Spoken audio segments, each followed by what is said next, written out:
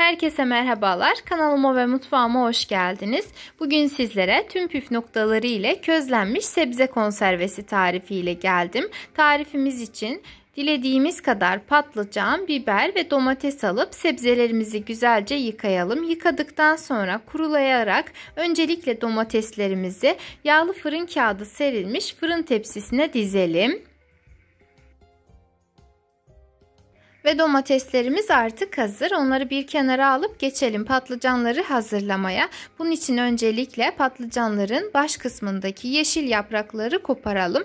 Lakin saplaklarını kesinlikle kopartmıyoruz. Sonrasında ise patlıcanlarımızın fırında patlamasını önlemek için üzerlerine birkaç yerden delikler açalım.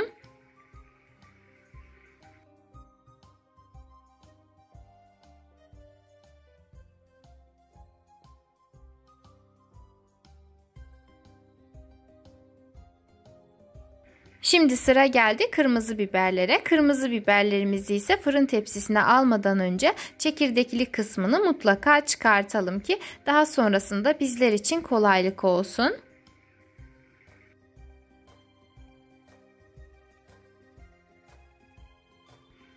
Ve sebzelerimizin tamamını hazırlayıp yağlı fırın kağıdı serilmiş fırın tepsisine dizdik. Bu arada tabii ki de fırında közlemek zorunda değilsiniz. İsterseniz közmatik, isterseniz de mangalda közleyebilirsiniz. Lakin bu yöntem hem bana daha pratik geldiği için hem de herkesin ulaşabileceği kolay bir yöntem olduğu için ben de sizlere bu şekilde göstermeyi tercih ettim. Şimdi hazır olan sebzelerimizi önceden ısıtılmış 200 derece fırında güzelce közleyelim.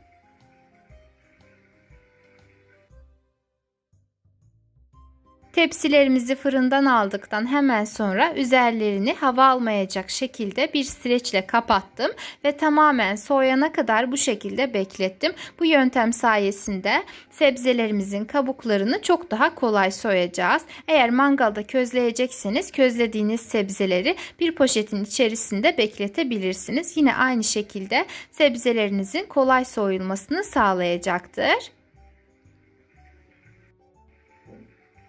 Ve şöyle gördüğünüz gibi kabukları kolaylıkla soyulacaktır.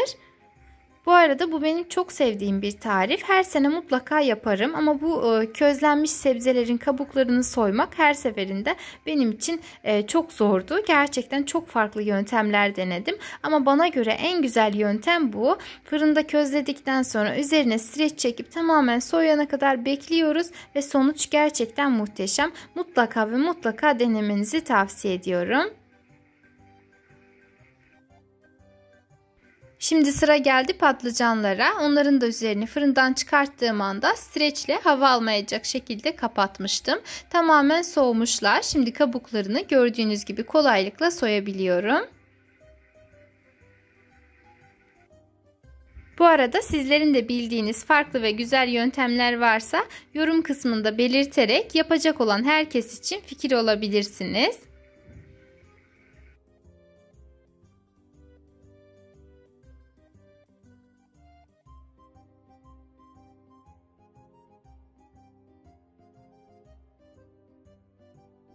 Ve patlıcanların da tamamını soyup hazırladıktan sonra sıra geldi domateslere. Domateslerin üzerlerini kapatmanıza hiç gerek yok. Zaten sulu bir meyve olduğu için fırından çıkarttığınız anda kabuklarını kolaylıkla soyabilirsiniz.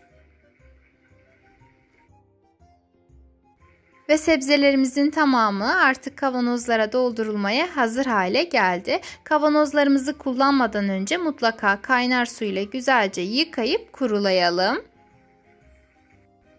Bu arada patlıcanları kavanozlara doldurana kadar baş kısımlarını neden çıkartmadığımı anlamanız için özellikle videonun bu kısmını kesmedim. Gördüğünüz gibi baş kısmını kestiğiniz anda patlıcanların suyu tamamen çıkacaktır. O yüzden kavanozlara doldurana kadar, koyana kadar patlıcanın baş kısmını kesinlikle kesmemeliyiz.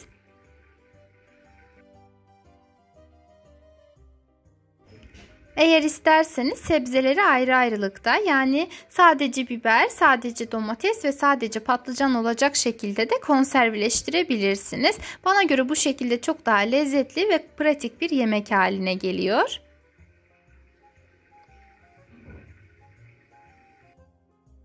Tarifimi buraya kadar izleyen değerli izleyicilerim, beni her nereden takip ediyor iseniz, şu anda bulunduğunuz il veya ülke neresi ise yorum kısmında belirtirseniz çok sevinirim.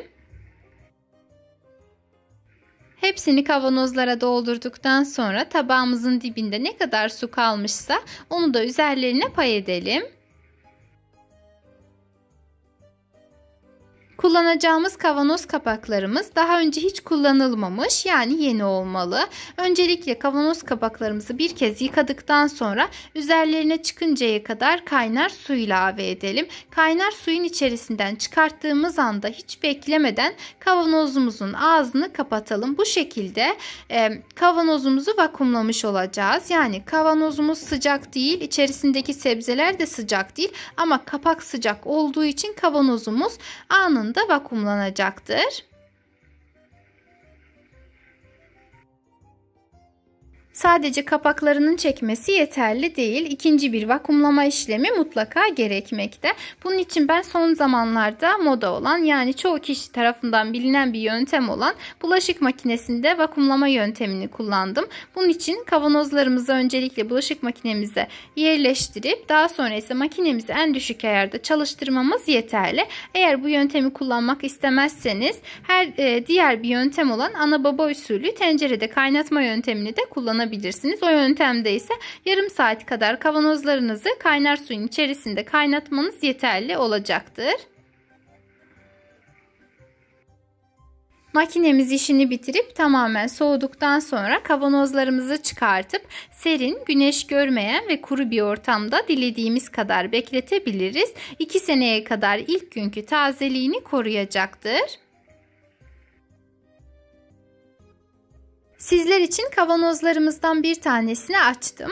Açmışken de pratik bir salata tarifi vermek istedim. Gerçekten de kolay ve lezzetli bir salata, dilediğiniz zaman deneyebilirsiniz. Öncelikle bir tutam kadar maydanoz ve 3-4 dal yeşil soğanı ince ince doğrayıp uygun bir kabın içerisine alalım. Üzerine ince ince doğranmış domatesleri, biberleri ve köz patlıcanları ilave edelim.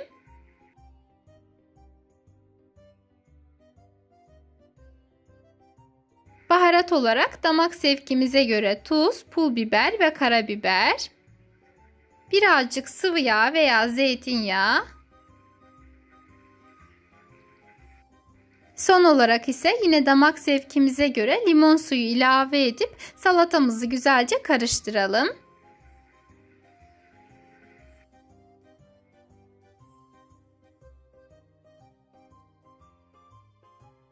Ve sizlerle birlikte bir videolu tarifimin daha sonuna geldik. Umarım denersiniz. Eğer beğendiyseniz bana destek olmak adına videomu beğenebilir, emoji dahi olsa yorum bırakabilir. Hatta aşağıdaki paylaş butonuna tıklayarak ister sosyal medya hesaplarınızda, isterseniz de WhatsApp hesabınızda tarifimi sevdikleriniz ve ailenizle paylaşabilirsiniz. Yepyeni videolu tariflerimden haberdar olmak için kanalıma ücretsiz bir şekilde abone olarak bildirim zilini açmayı unutmayın. Kendinize çok iyi bakın. Allah'a emanet olun.